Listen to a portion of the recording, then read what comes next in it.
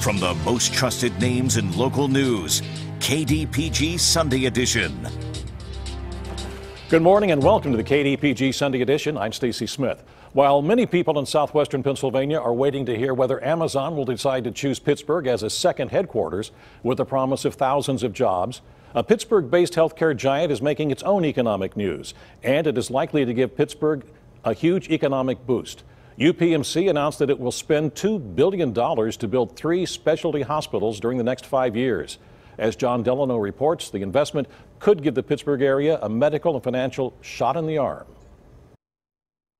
We will announce a dramatic advance in the way UPMC delivers the highest quality care in the region, across the Commonwealth and globally. With those words, UPMC CEO Jeffrey Romoff unveiled a $2 billion construction project designed to elevate UPMC to a class of healthcare delivery unmatched in the world, which Romoff compared to Amazon's rise in retail. Amazon, that we are seeking to attract, has disrupted and leaped over the traditional retailing giants, and now Amazon, in fact, is retailing. UPMC desires to be the Amazon of healthcare. To do that, UPMC is building 3 new specialty hospitals. The UPMC Vision and Rehabilitation Hospital next to Mercy Hospital uptown. The UPMC Heart and Transplant Hospital near Presby in Oakland. And the UPMC Hillman Cancer Hospital next to Shadyside Hospital. The goal? Put UPMC on the lips of people around the world when they think quality, cutting-edge healthcare technology, which will bring them here to Pittsburgh. We want to create the future of healthcare, and that means enormous kinds of economic value for the city, because people now come to Pittsburgh. They're going to come to see these kinds of hospitals. They're going to come for treatment. They're going to stay at our hotels. They're going to eat in our restaurants, and they're going to help increase the way we're thriving in this wonderful city. Mayor Peduto said his first reaction to the news was wow. It was wow, because I realized that Pittsburgh has finally gotten there. We've gotten there after those decades of suffering. John Delano, KDKA-TV News. This morning on the KDPG Sunday Edition, how UPMC's major investment could dramatically change the local healthcare delivery and medical research system and the local economy. Joining us are Leslie Davis, Executive Vice President and Chief Operating Officer of UPMC's Medical Services Division. Also joining us, Dr. Stephen Shapiro, the Chief Scientific and Medical Officer of UPMC. David Shribney, the Executive Editor of the Pittsburgh Post-Gazette, is also with us for this morning's discussion. I want to thank both of you for being with us this morning on the KDPG Sunday Edition. This is quite an endeavor that you're undertaking. We're thrilled. We are so excited to be able to create the hospitals of the future, which is really what this is about. More than bricks and mortar, but the new scientific expression of what care will be like in the future. Well, what will that care be like? Well, the care, first of all, overall, that has to be very consumer-oriented, convenient, and our main goal is to push care to the communities. We really do want to keep patients healthy and at home, but patients sometimes get sick, very sick, and that's where these hospitals come in. Being affiliated with a great research university, University of Pittsburgh, pushing scientific breakthroughs into new clinical programs that really give patients life-saving new therapy. There are revolutions going on now in genetics and computational sciences, and bringing all that together and giving new care options to patients is really what this is about. You know, it seems like every 30 years or so, University of Pittsburgh's medical community does something. When you go back in the 1950s, and of course with the vaccine to eradicate polio, it's almost happened around the world. And then about 30 years after that, Thomas Starzl came here to Pittsburgh and put Pittsburgh on the map as far as transplantation. So what exactly is going to put Pittsburgh on the map because of these? I hear Mr. Romoff say that, and he talks about creating the future of healthcare, which you've just indicated here. But what does that absolutely mean? I mean, a couple quick examples. One would be precision medicine, where taking patient information, clinical, genomic, behavioral, integrating it with machine learning, and not only University of Pittsburgh, but Carnegie Mellon, artificial intelligence, and really determining what diseases patients are at risk for. And if they have a disease, what's the right treatment for them? What's their course going to be? That's a great opportunity to allow us to reduce unnecessary care and to really target patients that need it. Immunotherapy is another good example. We're starting to unleash the immune system to kill cancer like we never have before. We're starting to get results that are really spectacular, yet the immune system, unleashing it also can cause harm, and so we are really at the beginning to try and figure out how to more effectively kill tumor cells and keep the patients healthy. So Dr. Shapiro, say you're a ovarian cancer or breast cancer or a skin cancer patient. What will be the difference in the way you're treated medically and the way you're treated psychologically, I suppose, as well, personally, in 2025 than, say, you are at Hillman today? I think a big difference will be, first of all, if you have a severe cancer, we'll be able to know, first of all, what's the course of that cancer and who should get this aggressive therapy and who, sometimes we call things cancer that are relatively benign. We need to do a better job at relieving the psychological burden of someone that we call Aren't cancer. you doing some of those things right now? We're doing some of those, but we will be able to do it much better as we are able to use the genetic information and aggregate it and use artificial intelligence. So that's a part of it. I would say also, some of these things are really small steps. Right. They start as things that don't seem that important and then evolve into something else. So for example, 30 years ago, when we pioneered transplantation in Oakland at Presbyterian, we were the first to send someone home with a ventricular assist device so that he could rest at home and wait for a new heart.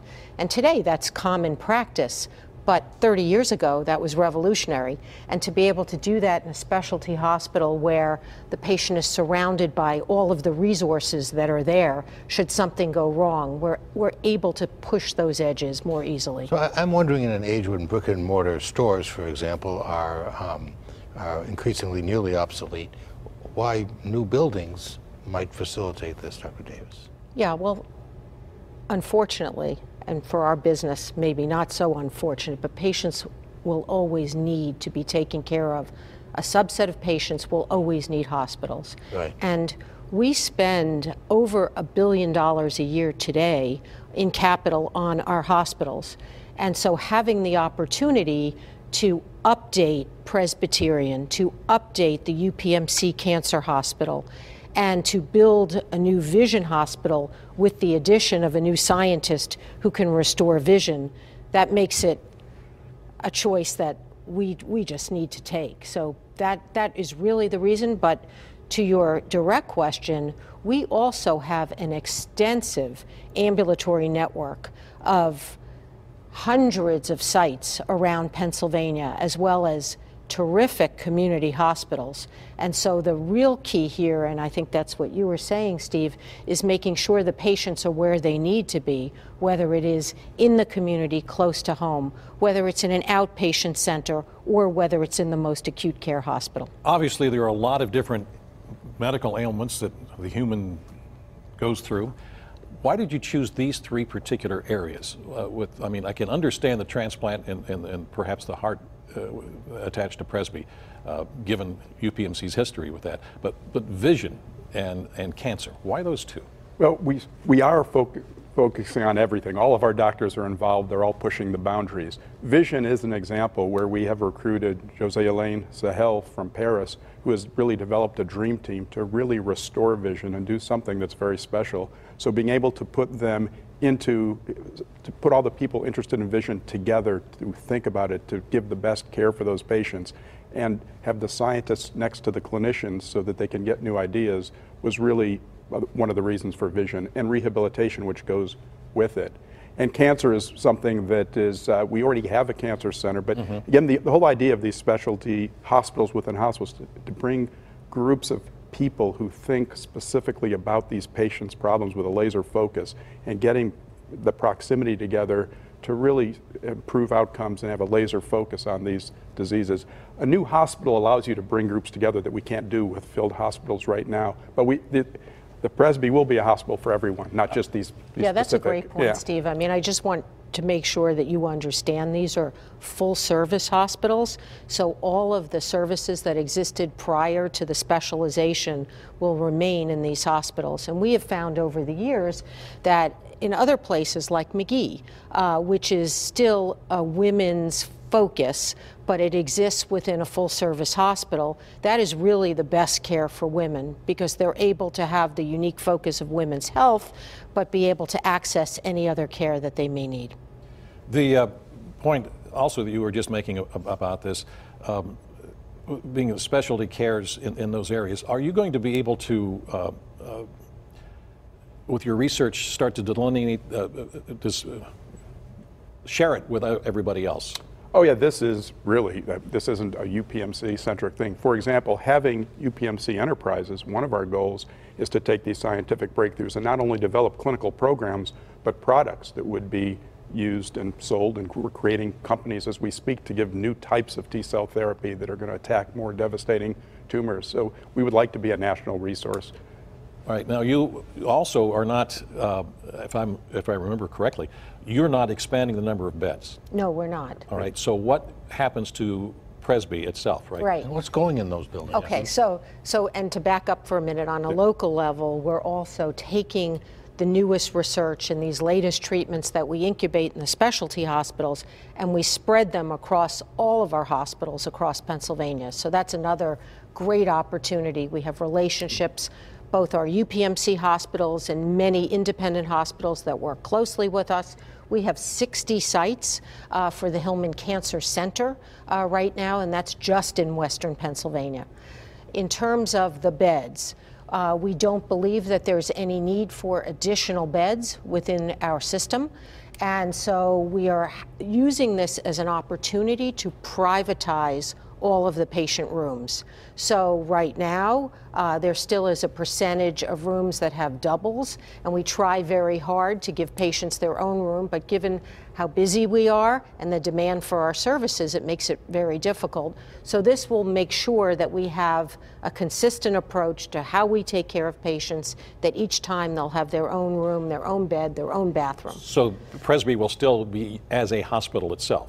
Presbyterian will still remain a hospital, and the tower will be where most of the inpatient beds will be, but we still have inpatient beds in the other part of Presby that we probably will keep, as well as radiology and our operating rooms, but it'll feel very much like one hospital. And then the longer term plan is to use Montefiore as an outpatient facility with valet parking and in and out convenience. It's almost a 2-mile walk from one side of Montefiore to the other side of Presbyterian. That's not counting the up and down. And that's not counting the up and down. Great point. It's our stress test. This gives us an opportunity to make it really easy and really convenient. We will continue our discussion on the KDPG Sunday Edition in just a moment.